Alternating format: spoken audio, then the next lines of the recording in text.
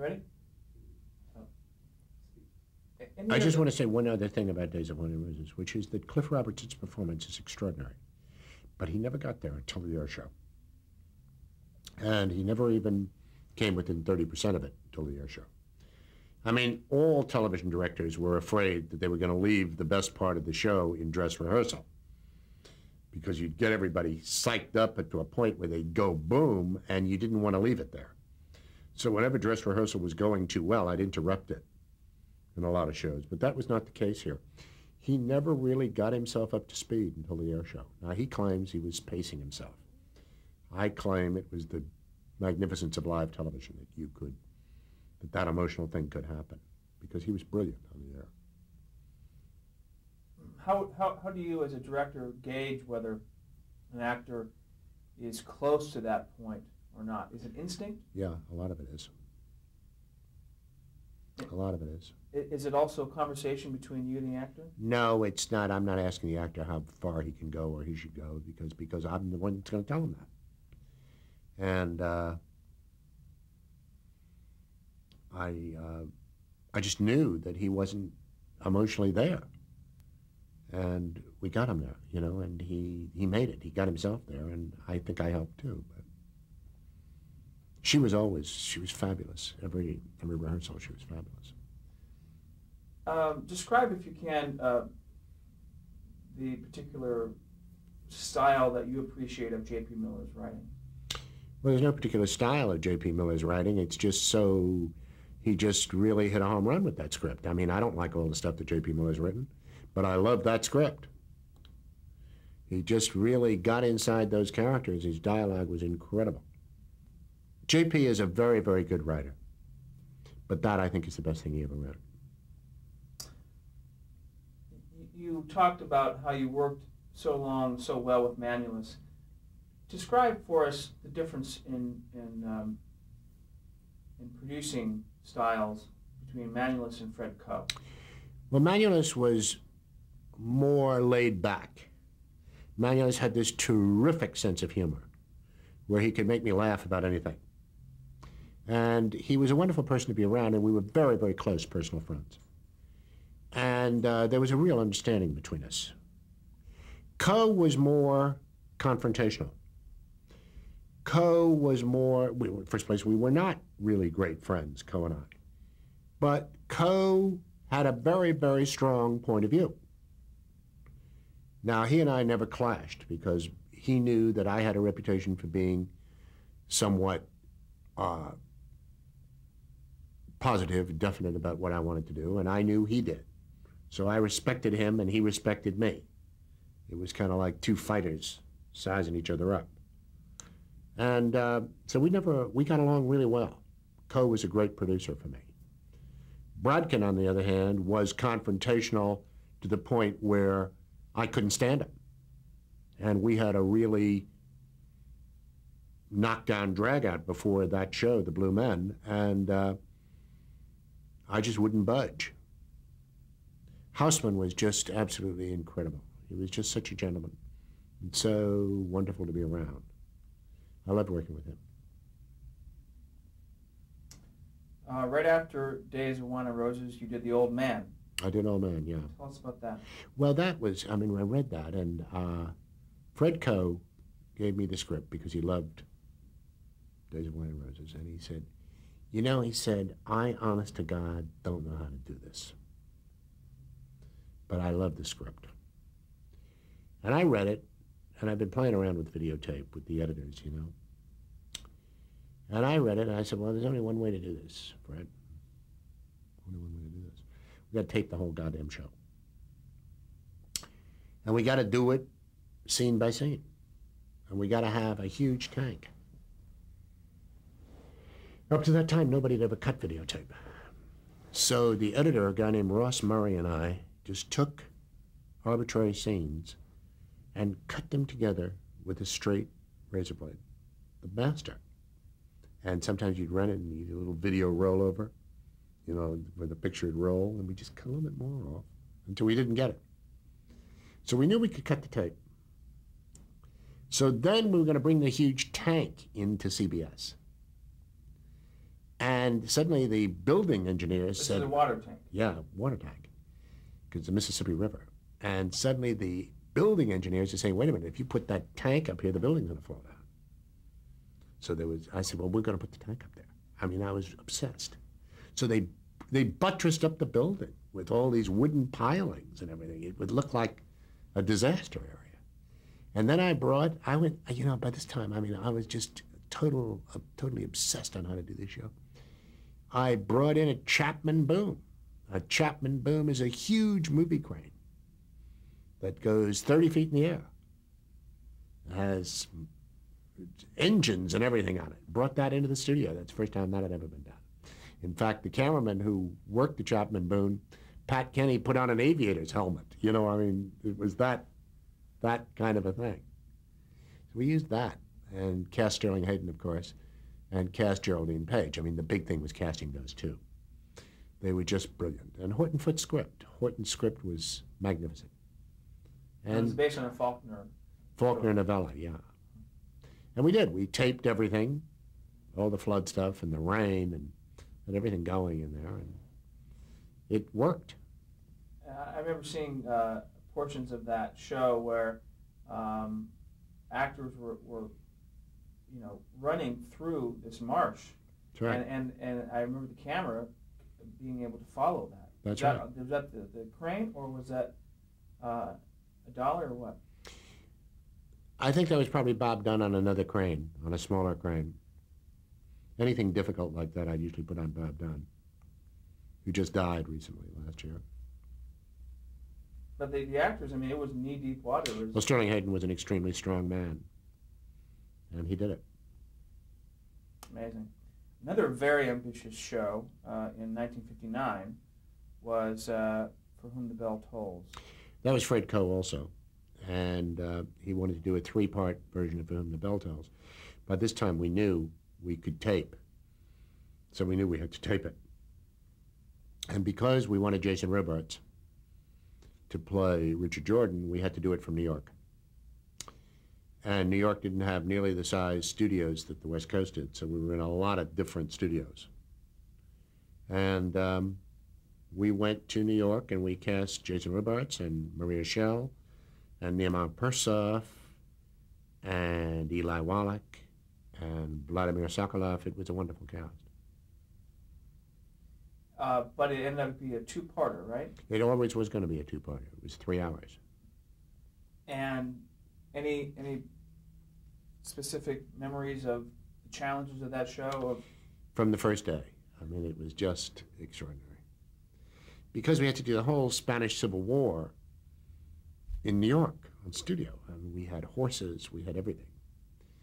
And, I mean, it was really tough. And I hired this young actor to be one of the cadre of people, Sidney Pollack. And I liked him so much I had him kind of doing a lot of other stuff on the show, and eventually led to using him as a dialogue director on Turn of the Screw, which is a whole other story. But it was hard, that show, very, very hard. And I remember Maureen Stapleton, who was in a play. All these actors were in plays.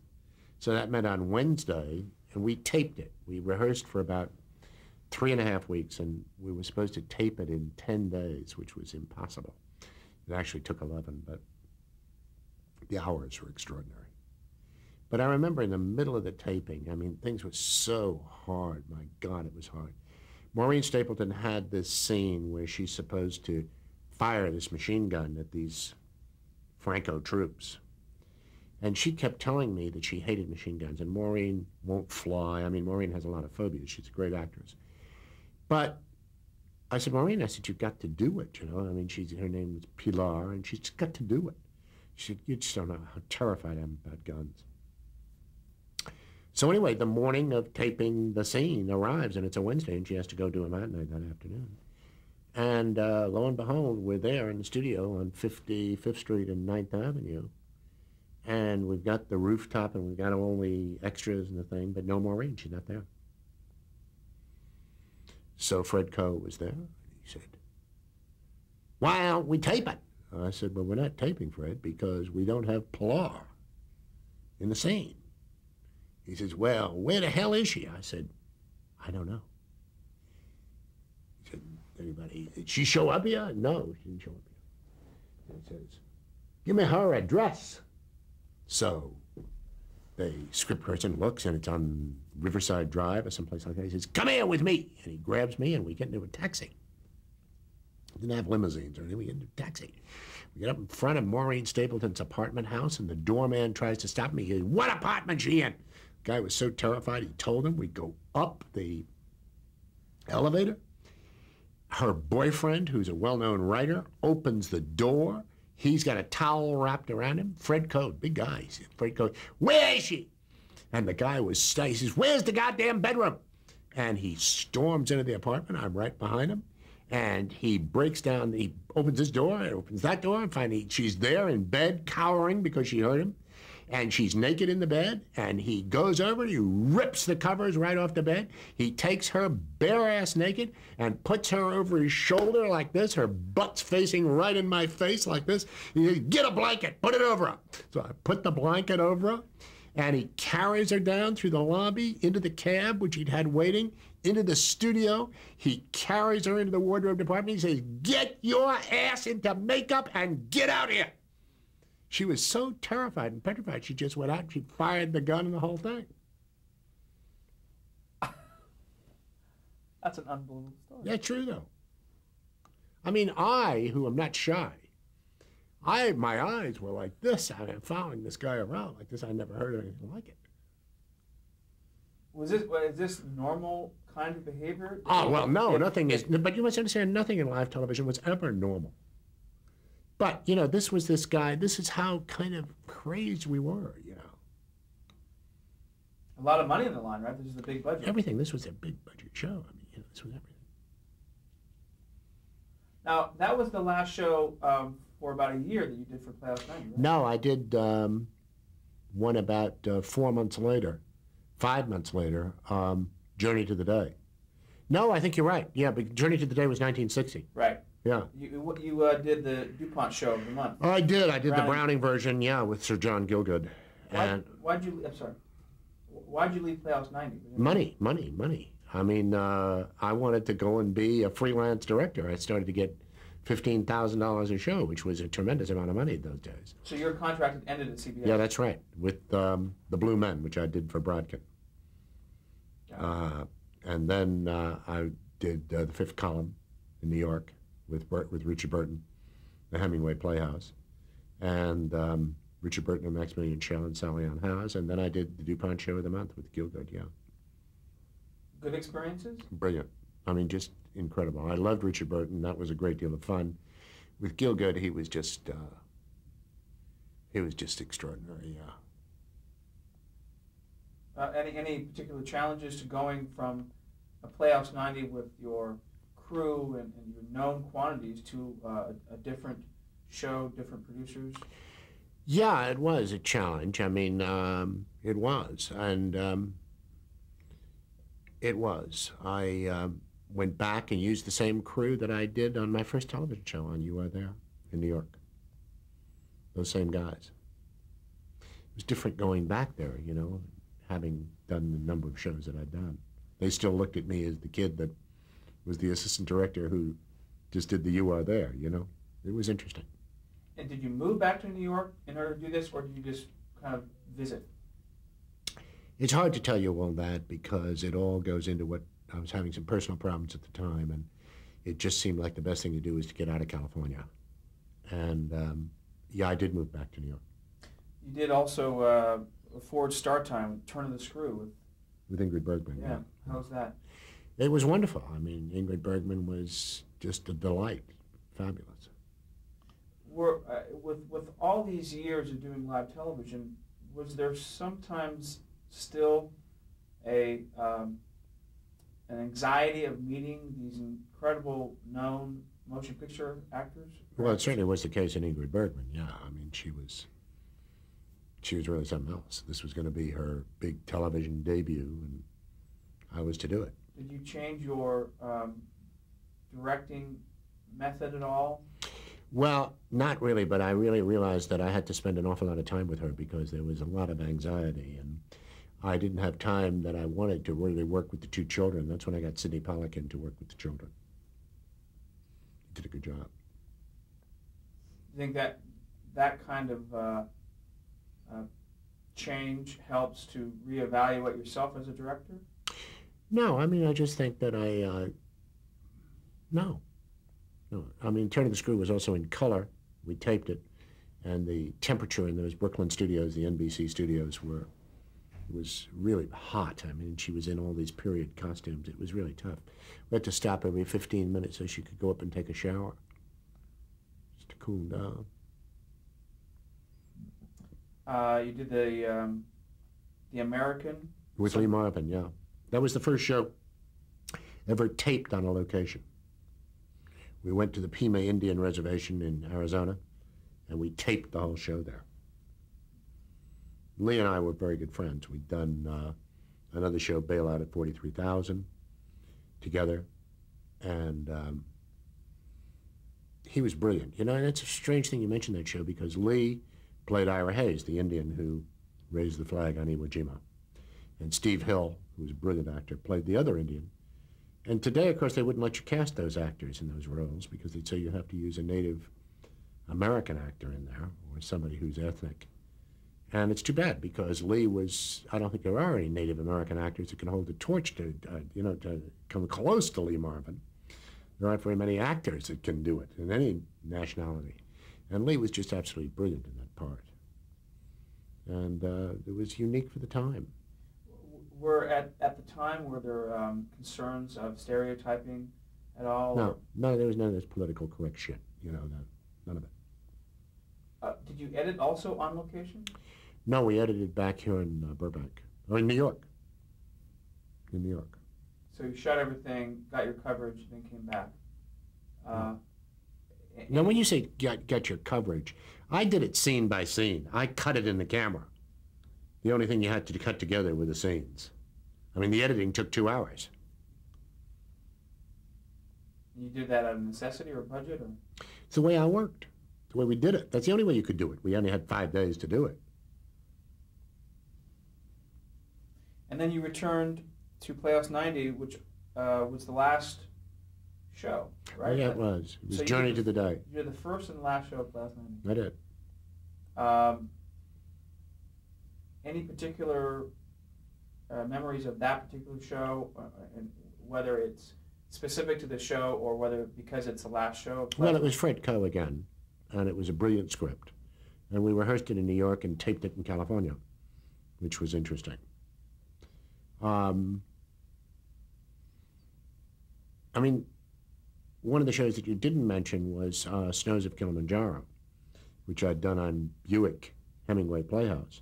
And that was with Robert Ryan. And we were supposed to do that on tape. And about a month before, not even a month, about 3 weeks before we were supposed to start rehearsal in New York, CBS informed us that we couldn't do it on tape because 20th Century Fox had the film rights. We had to do it live. And Robert Ryan had never done live television. And the whole thing is based on a man dying of gangrene in the jungle and going back into flashbacks about his life. So the whole thing lends itself to a tape stop-and-go process. And to do it live, we didn't have the faintest idea how to do it. And I had this brilliant production designer named Burr Schmidt, and he and I worked out a thing where we decided that all flashbacks, dreams and flashbacks, you don't see walls anyway, you know. So we designed all the flashback sets in paper, just hanging paper. Paris, New York, all that. And we did the jungle real, live. I mean, that was really a jungle. I mean, we even had a buzzard in there in the studio. And we put Robert Ryan's bed on a turntable. Nobody knew that. And we put a camera on the turntable, which nobody knew. You couldn't see it. So as he started to hallucinate going into the flashbacks, what I did was just move into his face like that. And then we turned the whole turntable with the camera and the bed on it, so you wouldn't have any sense of movement on the screen. And in reality, there'd be right opposite the flashback set. He'd get up and walk into the flashback. It worked really well. It was a hell of an experience. And Ryan was brilliant, as was Janice Rule, as was Ann Todd, as was Norma Crane. Wonderful. No, there was nothing special about Journey to the Day. I mean, it was a show about group therapy. It was a very good show. Roger Herstein wrote it. We rehearsed it in New York. Mike Nichols played manic depressive in it. Janice Rule, Steve Hill. Steve Hill was in that point almost everything I did. And we came out to California, we taped it. Did you realize at the time that was the last Yeah, I think I did, yeah. But, you know, in those days I was, I was just 30. And I was supposed to do Breakfast at Tiffany's. And for me, it was moving on. So at this point, you were being offered... I'd been offered a lot of movies, and I had signed on to do Breakfast at Tiffany's with Marilyn Monroe. And at the last minute, the producers went to Switzerland. They cast Audrey Hepburn. She and her then husband, Mel Ferrer, had, quote, never heard of me, and I was fired. And it was terrible, terrible emotional experience. I mean, I was 30. I've just been fired by one of the biggest stars in Hollywood. Obviously, they didn't care what I'd done on television. They never heard of it over there in Switzerland anyway. And I was getting a divorce. I had 2 children. I thought my life was over. And I went and I did the picture for Burt Lancaster called The Young Savages with Harold Hecht as the producer. Not because I was any good, but because I could do it in 35 days. And that picture led to The Birdman of Alcatraz, and the fact that I didn't do Breakfast at Tiffany's nevertheless brought George Axelrod into my life, who was the writer. We became very good friends, and he said, I really want to work with you. Did you ever hear of a book by Richard Condon called The Manchurian Candidate? It had been turned down by every studio in town. I hadn't. We got it. We read it. We loved it. We bought it. Sinatra had always wanted to do it. We got Sinatra. You're jumping way ahead. I want to get there. I want to get through this quick. I know. I want to finish, if I could, I want to finish the television side at this point. Do you agree with the idea that the cancellation of Playoffs 90, the advent of videotape, was the end, quote, the end of the golden age of television? No, I don't think videotape was the heavy at all. I think that the immediate heavy, if you had to cast somebody, you would cast Jim Aubrey, who became president of CBS, whose taste was in the rear side of his body below his legs. And his idea was to just improve ratings and to do, by this time people were buying a lot of television sets and you were playing to a more mass audience. And CBS wanted ratings, and they took off something like Playhouse 90 and put on half-hour situation comedies. That's really what it was. It was as television gained popularity, the level of the programming went down because the intelligence level of the audience got lower. That's what happened. So for the record, the April 22nd, 1960 was the last Playhouse 90 show. Was that when I did Journey to the Day? Well, I guess it was, yeah. Oh. And for the most part, you left television for about 22 years.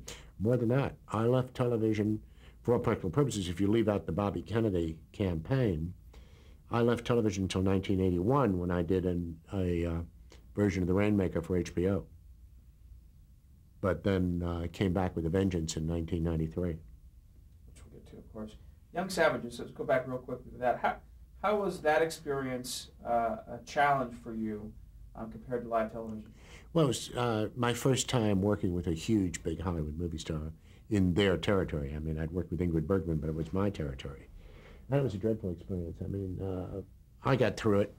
Lancaster and I did not get along.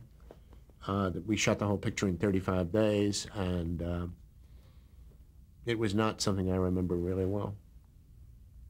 You had mentioned one of the reasons you were hired for that film was your ability to shoot fast. Yeah, that's the only reason I got the job, not because I was any good. So was the confidence level there even in this different medium? Yeah, it was. I knew I could do that picture.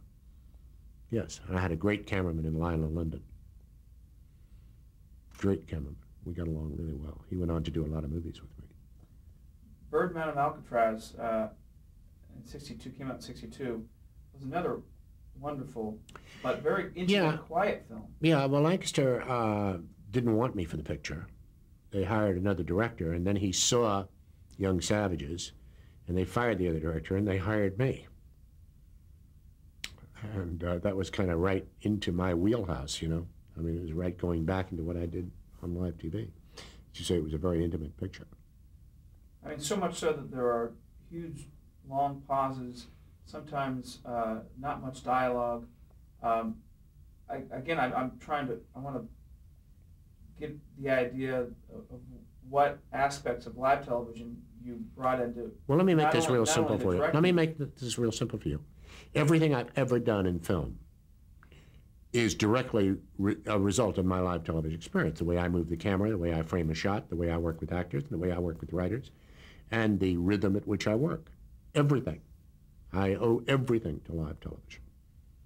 It's just varying degrees of how you interpret it, that's all. But whether it be crashing locomotives together on the train or shooting Burt Lancaster building a bird cage, it's the same thing.